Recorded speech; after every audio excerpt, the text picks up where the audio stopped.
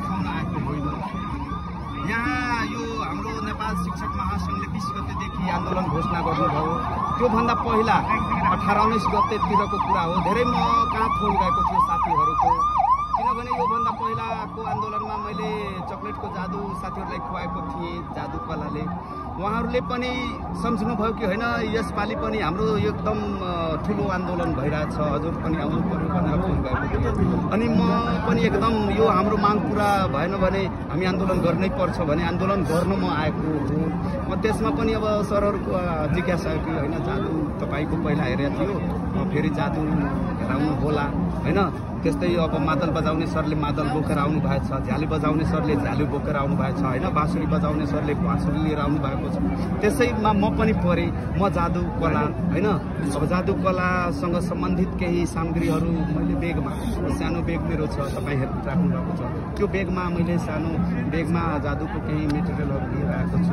अनि मैले यो जादु हेराउँछु भने त्यति मलाई यति मन पराउनुहुन्छ हाम्रो गुरुआमा शिक्षकज्यूहरू, तपाईँहरू जस्ता पत्रकारज्यूहरूले मन पराउनुहुन्छ। यहाँ वकिलज्यूहरू पनि मलाई एकदम बाटोमा रोकेर एकदम चिनिराख्नु भएको छ, सेल्फी लिइराख्नु भएको छ। प्रहरी दाईहरूले पनि मेरो सेल्फी लिइराख्नु भएको छ।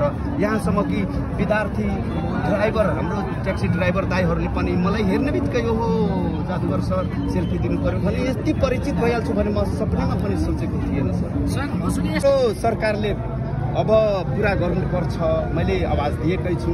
तर यसमा मैले आफू सक्दो सहयोग गरिराखेको छु भने मैले अनुभव गरेको छु। आन्दोलनतिर जानु खोज्नु भएको छ तर तपाईँतिर आउनुभयो भने यो शब्द अलि मिलेन जस्तो म प्रश्न गर्छु। किनभने आन्दोलनतिर जान खोज्नुहुन्छ भने म कहाँ छु? आन्दोलनमै छु। आन्दोलनमै त म छु, कहाँ मतिर? मतिर भनेको आन्दोलनमै, मतिर भनेको आन्दोलनमै। आन्दोलनमा मैले सघाइरहेको छु। साथीहरू पनि सँगसँगै उहाँहरू पनि एकदम आवाज दिइराख्नु भएको छ। हामी सरकारलाई यो माग पुरा गराएरै छोड्छौँ भने हामी एकदम बल दिइराखेका छौँ। यो इच्छा छैन कि हामी आएर यो रोडमा कति दिनदेखि हल्ला गरौँ, आन्दोलन गराउँ होइन। यो सरकारले त जिम्मा लिनुपर्छ नि। चाँडैभन्दा चाँडै नयाँ शिक्षा ऐन सबै सरहरूलाई खुसी तुल्याउने गरी हाम्रो शिक्षकहरूमा पनि स्थायी अस्थायी राहत, त्यसमा पटक वार्ता बस्नुहुन्छ सरकारसँग, केही निष्कर्ष निस्किँदैन। अब निष्कर्ष भनेको त धेरै वार्ता भइसक्यो, सम्झौता पनि भइसक्यो, सम्झौता पनि भइसकेको छ सर। म यो अहिले पनि सम्झौता भइसकेको छ। कार्यान्वयन म के जोड्छु भने म 8 कक्षादेखि पढ्दाखेरि जादु एउटा मेरो इन्ट्रेस्टको विषय हो होइन। कतिपय गुरुहरूको नृत्यको इन्ट्रेस्ट हुन्छ, कतिपय गुरुहरूलाई के गर्ने इन्ट्रेस्ट हुन्छ। मलाई जादु कलामा इन्ट्रेस्ट थियो। मैले आफ्नो बायोडाटामा पनि लेखेको छु रुचिमा होइन, इन्ट्रेस्टमा मलाई जादु कला हेर्न मन लाग्छ भने लेखेको थिएँ। त्यति बेला धेरै दिन पहिला एससी पास गरेर मैले बायोडाटा बनाउँदा लेखेको थिएँ।